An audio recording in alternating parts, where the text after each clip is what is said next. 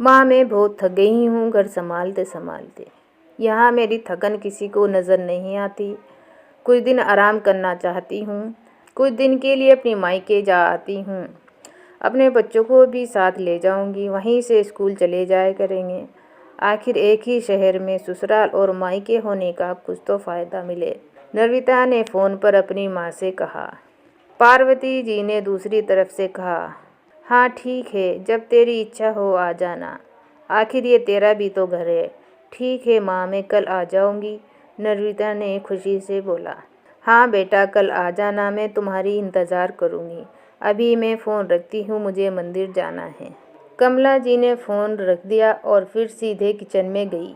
Kitchen में खाना बना रही बहू से बोली, अरे अनुपम, सुनो, कल तुम्हारी नंद आ रही है। आज बाज़ार जाकर फल और सब्ज़ी और मिठाइयाँ लेकर आना। बेचारी मेरी बेटी ससुराल में नौकरों की तरह काम करती है और उस पर कोई ध्यान भी नहीं देता।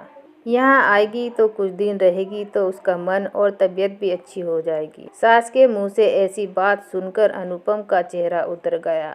वो मन ही मन में सोचने लगी, काश आपको मेरी थकावट भी नज़र आती। मैं भी दिन रात बर्तन झाड़ू पोछा और खाना बनाती हूँ और मार्केट जाना और हर वो काम करती हूँ जिससे हमारे परिवार वालों को कोई दिक्कत ना हो। काश आप मुझ पर भी ध्यान दे पाती। आपकी बेटी तो जब मन आता है वो यहाँ आ जाती है, लेकिन मैं साल में एक ही बार अपनी माँ के पास जाती हूँ, तब भी आपको प्रॉब्लम होती है।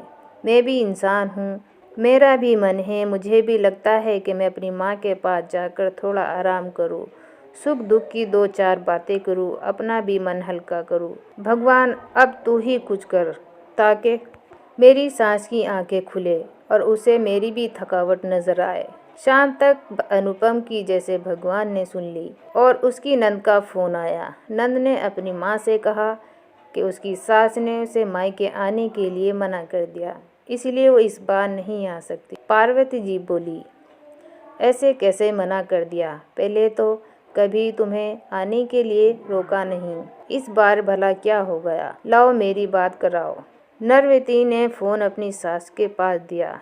पार्वती जी ने कहा, समदन जी नमस्कार, आपसे कुछ कहना था। समदन जी ने कहा, कहिए। दरअसल नर्मदा कल का त्यौहार है, इसलिए अपने मायके आना चाहती है। अगर आप उसे भेज दे तो अच्छा होगा। नर्मदा की सास ने कहा, देखिए समदन जी, आपकी बेटी मायके जा रही है, इस बात के लिए हमने उसे कभी नहीं रोका और इस बात से हमें कोई प्रॉब्लम भी नहीं। कुछ दिन पहले मैं अपने रिश्तेदारों की शादी में गई थी। वहाँ आपकी बहू अनुपम की माताजी भी मिली, मुलाकात हुई। उनसे बात करने के दौरान उनकी बातों से पता चला कि अनुपम को साल में एक ही बार अपनी मायके आने को मिलता है और वो भी बहुत कम समय के लिए। मुझे लगता है कि आप पहले अनुपम को उसके मायके भेज देना चाहिए। वो जब वहाँ से आकर और जब वो मायके होकर आ जाएगी तो मैं नर्मदा को आपके पास भेज दूँगी। एक बहुत ज़रूरी बात है जो मुझे लगता है आपको समझ लेनी चाहिए कि आपको अपनी बहू को भी बेटी की तरह या बेटी से ज़्यादा प्यार करना चाहिए।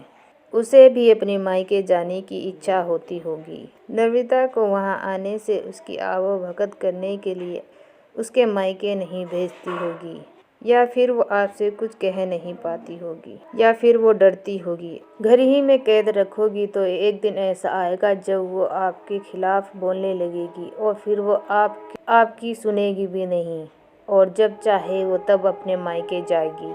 ऐसी बात हो, इससे अच्छा है कि आप ही कुछ बदलाव अमल में ले आए जिससे आपके रिश्ते और रिश्तों की मिठास खराब ना हो।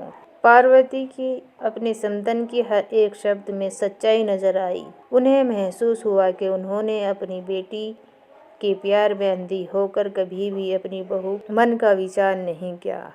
उन्होंने हमेशा ही अपनी बेटी को अपनी बहू से ऊपर रखा। दूसरी तरफ नर्मदा भी अपनी भाभी के बारे में हो रही बातें सुन रही थी। उसने भी रियलाइज़ किया कि वो भी कभी अपनी भाभी से सही से बात नहीं करती थी और जब भी वो अपने मायके आ जाती तो वो कभी भाभी को उदास देखा करती थी। नर्मदा जी ने अपनी बहू को बुलाया और कहा, अनुपम, कुछ दिन के लिए नम्रता नहीं आने वाली है, इसलिए पहले तुम अपने मायके जाकर आ जाओ। ये सुनते ही अनुपम का चेहरा खिल गया, क्योंकि ये पहली बार था जब उसकी सास ने सामने से उसे अपनी मायके जाने के लिए कहा था। अगले दिन अनुपम अपने मायके गई और इस बार 2 या 3 दिन नहीं, पूरे हफ्ते भर रहकर आई। अपने माँ बाप और अपने रिश्तेदारों से मिलकर आई, और जब वो लौटकर आई तो उसकी चेहरे खिला हुआ था और उसकी आंखों में चमक थी। अनुपम के आने के बाद नम्रता भी अपने मायके आ गई, और इस बार वो खुद सामने से अपनी भाभी से खुशी खुशी मिली और अच्छे से बात कर दी। नम्रता ने अपनी माँ से बात करके कहा, उन्हें भी अच्छे से समझाया कि माँ, तुम कहीं न कहीं अनुपम के साथ गलत व्यवहार कर रही थी। दूसरी तरफ अनुपम ससुराल वालों के बदले हुए व्यवहार से खुश थी। अब वो खुशी खुशी सबका ध्यान रखती और हर काम प्यार से करती। बात या काम ना करे जिससे घर का तनाव और माहौल पैदा हो। पार्वती जी अपनी बहू को खुद ही समय समय पर मायके भेजने लगी। एक छोटे से बदलाव ने सास और भाभी और नंद के बीच की कड़वाहट को दूर कर दिया, और रिश्ते और भी ज़्यादा मीठे और मजबूत हो गए।